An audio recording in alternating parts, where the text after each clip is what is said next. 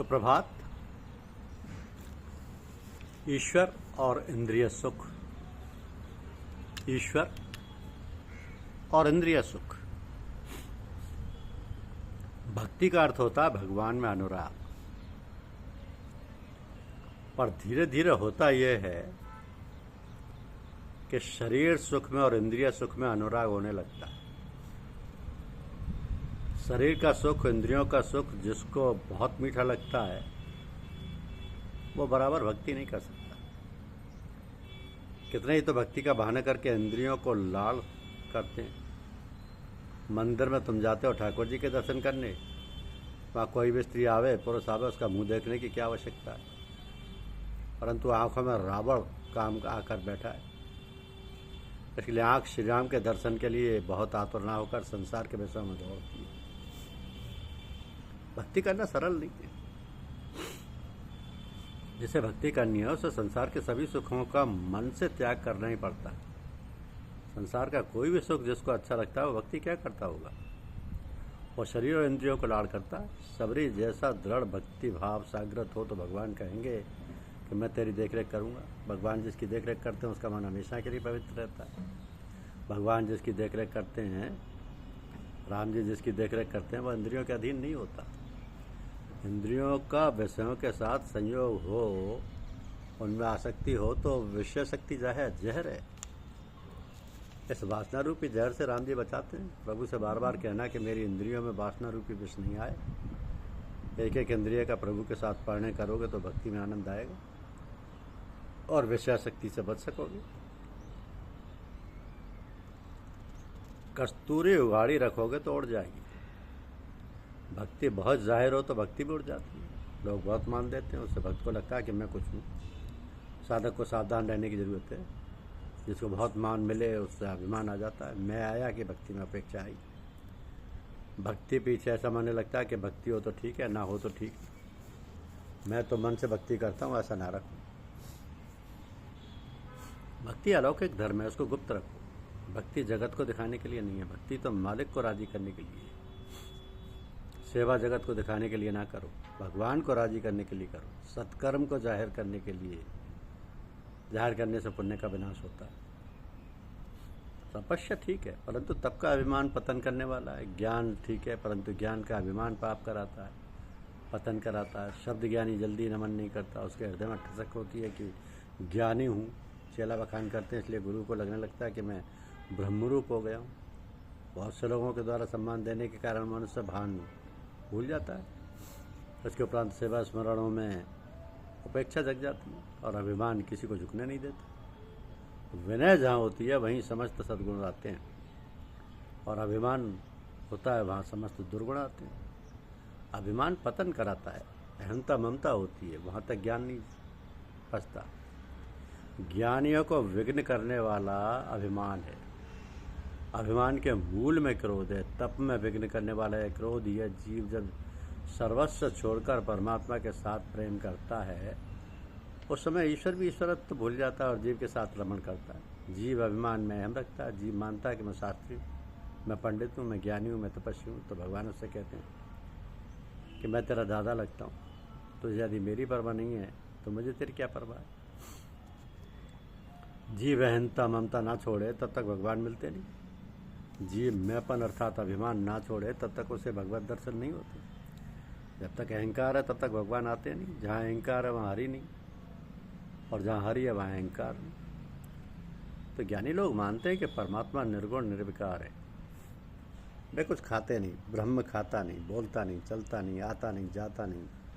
जो ज्ञानी ऐसा कहते हैं कि परमात्मा खाता नहीं, उनको स्वयं को तो खाना खाना ही पड़ता है। परमात्मा कहते हैं कि इन ज्ञानियों के घर रहकर मुझे नित्य एकादशी करनी पड़ती है। ज्ञानी पुरुष अपने पेट की पूजा करते हैं और मुझे भूखा रखते हैं। परमात्मा खाते नहीं। वेदांत का ये सिद्धांत दिव्य है, परंतु परमात्मा कभी कभी खाते हैं, ये भी सच है। ये भी सच है, क्योंकि वेदांत का सिद्धांत खोटा नहीं है। ईश्वर नित्य तृप्त है, ईश्वर नित्य आनंद स्वरूप है, परंतु आनंद में भगवान को भी भक्त का प्रेम देखकर खाने की इच्छा होती है। भागवत का ये सिद्धांत भी सच्चा है। ईश्वर तृप्त है, परंतु किसी भक्त के हृदय में अत्यंत प्रेम उभरे, उस समय निष्काम भी सकाम बन जाते हैं। उसी समय भगवान आरोग्य। तो परमात्मा के साथ प्रेम करना हो तो जगत के पदार्थों के साथ का प्रेम छोड़ना पड़ेगा। परमात्मा के साथ प्रेम तब होता है जब जीव जगत के पदार्थों के साथ का प्रेम छोड़ता है। परमात्मा को प्रसन्न करने के लिए शब्द प्रेम की आवश्यकता है, ज्ञान इत्यादि की महानता ऊँची है, शब्द ज्ञान की आवश्यकता नहीं। शब्द ज्ञान अनेक बार भक्ति में विघ्न करता है। बहुत पढ़ने से क्या प्रभु प्रसन्न होते हैं? जिन्होंने बहुत ज्ञान होता है उनको कपट करने में अथवा दूसरों को धोखा देने में तनिक भी भय नहीं लगता। बहुत विद्वान तो ठाकुर जी को भी धोखा देते हैं। विद्वान लोग चर्चा बहुत करते हैं, एक शब्द के अनेक अर्थ कहते हैं। बहुत से विद्वान बहुत तर्क करते हैं, फिर वे भगवान की सेवा स्मरण बराबर कर नहीं कर सकते। आरंभ में तो श्रद्धा रखकर सेवा स्मरण किए बिना चलता ही नहीं। तो व्यवहार में अंत श्रद्धा रखनी पड़ती है। डॉक्टर से अनेक रोगी बिगड़ जाते हैं, फिर भी ठीक करेगा, ऐसी श्रद्धा रखनी पड़ती है। डॉक्टर से कहो पहले चमत्कार बताओ तब दवा लेंगे, तो वो बता सकेगा ही नहीं, वो बिल्कुल नहीं बताएगा। डॉक्टर में विश्वास ना रखो तो डॉक्टर दवा नहीं देता, और दवा पेट में गए बिना रोग ठीक नहीं होता। तो व्यवहार में जिस प्रकार श्रद्धा रखनी पड़ती है उसी प्रकार परमार्थ में भी रखनी पड़ती है। बहुत पढ़े लिखे मनुष्य में एक मोटा दोष आ जाता है, जो वो बहुत विद्वान होता है वो चमत्कार के बिना नमस्कार करता ही नहीं। वो कहता है कि पहले तुम्हारे बालकृष्ण कोई चमत्कार करें, पीछे उनकी पूजा करूँगा, चमत्कार बताओ, उसके पश्चात तुम्हारे ठाकुर जी को नमस्कार करूँगा। पहले चमत्कार पीछे नमस्कार, ये व्यवहार का कायदा है। भगवान ऐसा करते ही नहीं। ईश्वर के पहले नमस्कार पीछे चमत्कार है। अत्यंत श्रद्धा से सेवा स्मरण करो, उसके पीछे भी चमत्कार दिखाते हैं।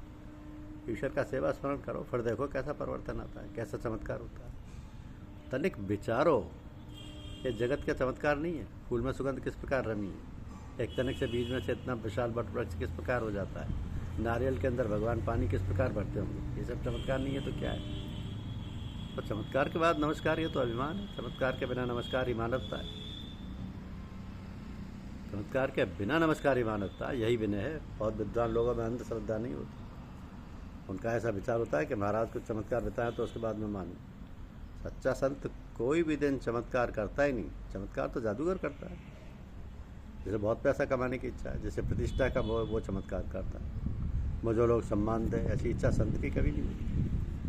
संत को धन और मान का मोह होता ही नहीं, वो चमत्कार दिखलाता ही नहीं। कोई संत बुद्धिपूर्वक चमत्कार करता है तो उसके बहुत दिन की हुई तपस्या के पुण्य का नाश होता है। सिद्धि मिलती है, उससे प्रसिद्धि बढ़ती है, प्रसिद्धि बढ़ती है, उससे ज्ञानी साधन छोड़ देता है, साधन छूट जाता है। इस कारण से वह प्रभु से विमुख हो जाता है। ज्ञानी महात्माओं को ये माया सिद्धि फंसाती है, पीछे माया जोर से धक्का मारती है। ये जितना ऊंचा चढ़ा हुआ होता है उतना ही नीचे गिर पड़ता है। सच्चे ज्ञानी महात्मा सिद्धि का प्रयोग करते ही नहीं, बिल्कुल नहीं करते। तो समस्त वेदों का ज्ञान हो, 6 शास्त्रों आदि याद हो, उससे क्या है। सुंदर गद्य और पद्य की रचना करने में समर्थ हो तो उससे क्या। यदि परमात्मा के चरणों में चित्त लगा हुआ ना हो तो फिर सबका क्या प्रयोजन है, इस ज्ञान का क्या अर्थ है। ये सब कुछ हो तो उससे क्या है। परमात्मा में प्रेम ना हो तब तक सब नाकाम है। ज्ञान तो परमात्मा के साथ प्रेम करने के लिए है। तो भक्ति मार्ग अत्यंत सुगम और सरल है, सब कोई उसके अधिकारी हैं। भक्ति कोई भी कर सकता है, किसी भी जाति का कैसा भी स्थान हो, कोई सा भी समय हो, भक्ति हो सकती है। भक्ति में देश काल की कोई मर्यादा नहीं। परमात्मा के साथ प्रेम करो। कदाचित तुमको ऐसी शंका होगी कि महाराज तुम रोज़ कहते हो कि प्रभु के साथ प्रेम करो, परंतु प्रभु में प्रेम जागे, ऐसा कोई उपाय बताओ। तो जीव मात्र के ऊपर भगवान अनेक उपकार करते हैं, परंतु जीव ये उपकार भूल जाता है। अपने मन से पूछो कि मुझको जो सुख संपत्ति मिली है, मान मिला, उससे क्या मैं लायक हूँ। मैंने आँख से मन से बहुत पाप किए, फिर भी परमात्मा ने सब मुझको दी। जरा विचार करो कि अपने कर्म से क्या बरसात होती है। परमात्मा हमारे कर्मों को भूलकर हम पर उपकार करके बरसात करते हैं। परमात्मा के उपकार मत भूलो, परमात्मा के उपकार मत भूलो। प्रेम करना मनुष्य को आता है। मनुष्य स्त्री के साथ प्रेम करता है। पुरुष ऐसा समझता है कि स्त्री उसे सुख देती है। कोई स्त्री अथवा पुरुष सुख दे सकता ही नहीं, कारण कि सुख की चाहना तो सभी को होती है। मनुष्य का ऐसा स्वभाव है कि स्वयं उसको जिस वस्तु की आवश्यकता है वो दूसरों को नहीं देता। किसी समय तो स्त्री दुख का कारण बन जाती है, पति के साथ कपट करती है, पति का अपमान करती है। तो ये सब तो स्वाभाविक है।